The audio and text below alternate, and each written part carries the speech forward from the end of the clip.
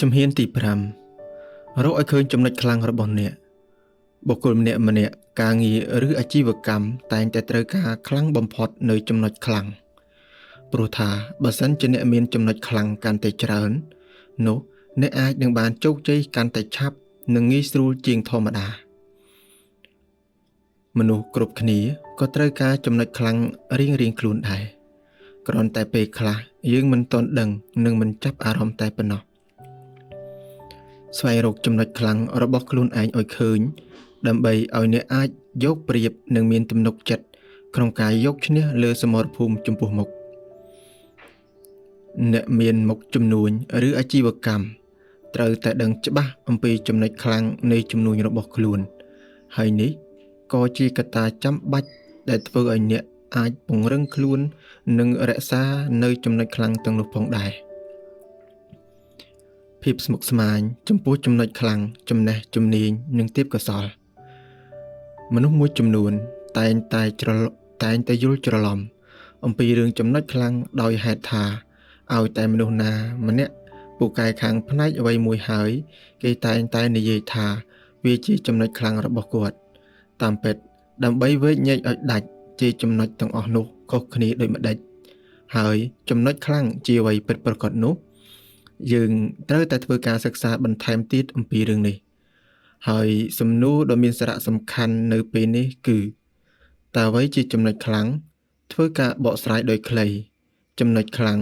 គឺការសម្រេចការងារអ្វីមួយប្រកបដោយភាពឥតខ្ចោះនិងជាទូទៅសម្រេចបានល្អយ៉ាងទៀងទាត់ទៀតផងទេពកោសល្យគឺជាទំនោរនៃការគិតឬទង្វើរបស់អ្នកកើតឡើងពីធម្មជាតិចំណេះគឺជាការរួមផ្សំនៃទិន្នន័យនិងមេរៀនដែលបានរៀនសូត្រកន្លងមកជំនាញគឺជាដំណាក់កាលនៃការធ្វើកិច្ចការ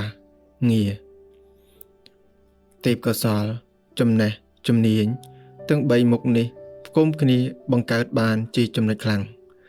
ឧទាហរណ៍ដូចជាការសម្រេចចិត្តដ៏ត្រឹមត្រូវការលើកទឹកចិត្តដល់បុគ្គលិកឲ្យប្រតិបត្តិតាមវត្ថុបំណងរួមនៃអង្គភាពគឺជាចំណុចខ្លាំងដើម្បីចាត់ទុកកិច្ចការមួយថាជាចំណុចខ្លាំងបានគឺអ្នកអាចធ្វើកិច្ចការនោះបានជានិច្ចរហូតថាអាចរំពឹងទុកលទ្ធផលជាមុន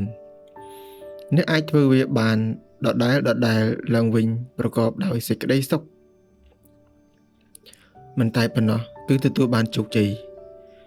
ដើម្បីឲ្យអ្នកឆាប់ទទួលបានជោគជ័យអ្នកត្រូវសំលៀងចំណុចខ្លាំងរបស់អ្នកឲ្យមុតស្រួចជាងមុនចំណុចខ្លាំងរបស់អ្នកនឹងការសម្ភាសការងារថ្មីអ្នកអាចយល់ថាអ្នកមានជំនាញច្រើនយ៉ាងអ្នកមានចំណេះដឹងទូទៅទូលំទូលាយហើយអ្នកយល់ដឹងច្រើនពីកិច្ចការសង្គមនិងវប្បធម៌តែអ្នកអាចមិនដឹងថាអ្នកមានចំណុចខ្លាំងអ្វីខ្លះនោះទេនៅពេលដែលអ្នកចូលសម្ភាសដើម្បីធ្វើការងារថ្មីអ្នកនឹងអាចត្រូវបានវាគ្មិនសួរសំណួរសំខាន់មួយនេះបន្ទាប់ពីអ្នកបានរៀបរាប់អំពីចំណេះដឹងនិងបទពិសោធន៍របស់អ្នករួចមកសំណួរនោះគឺ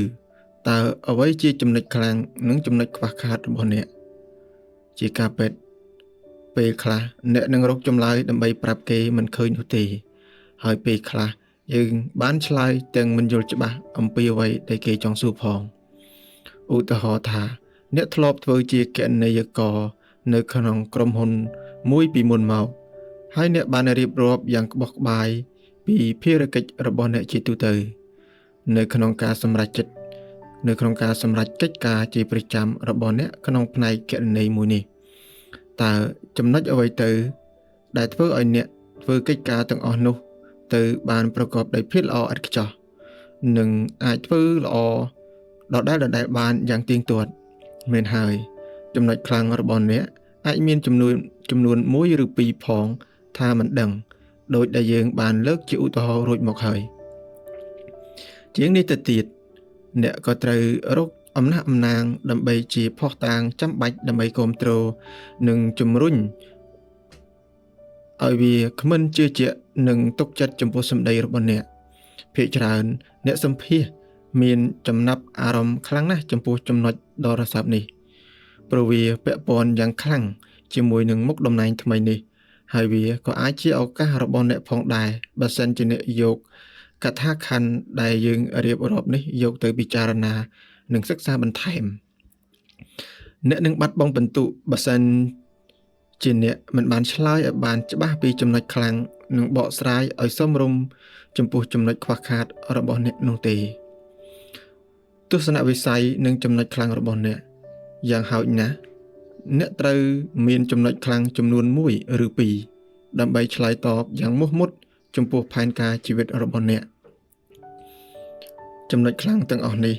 មិនមែនជាចំណុចខ្លាំងធម្មតាទេប៉ុន្តែអ្នកត្រូវគិតថាវាជាចំណុចដែលធ្វើឲ្យអ្នកឈានដល់ចំណុចកំពូលនៃជីវិតរបស់អ្នកអាចគិតថាវាពិបាកណាស់ព្រោះថាចំណុចខ្លាំងដែលខ្ញុំមានគ្រាន់តែជាចំណុចតូចតាចក្នុងការងារប៉ុណ្ណោះគ្មានអ្វីអាចជួយខ្ញុំបានច្រើននោះទេកុំទាន់អស់សង្ឃឹមហើយក៏កុំឲ្យមើលងាយចំណុចខ្លាំងនោះអី